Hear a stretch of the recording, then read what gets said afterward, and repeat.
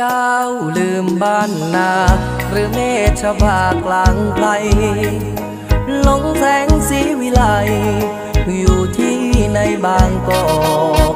หรือลืมวัวควายเคยไถนาบ้านนอกไอ้ทุยนั้นไม่เคยหลอกไม่ลืมจอกลืมแน่จากดินเป็นดาวสกาวไปอยู่บนฟ้าได้นุ่งผ้าห่มแพรเจ้าลืมหรือไรสมัยเคยอยู่ใกล้แม่ตักเตือนเจ้าแท้อย่าไปลองแง่ในเมืองกรุง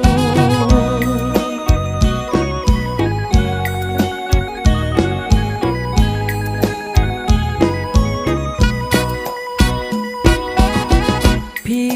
ยังบูชาบ้านป่าเสมอใจนั้นยังรักเธอผู้ท้องนาป่าทุ่ง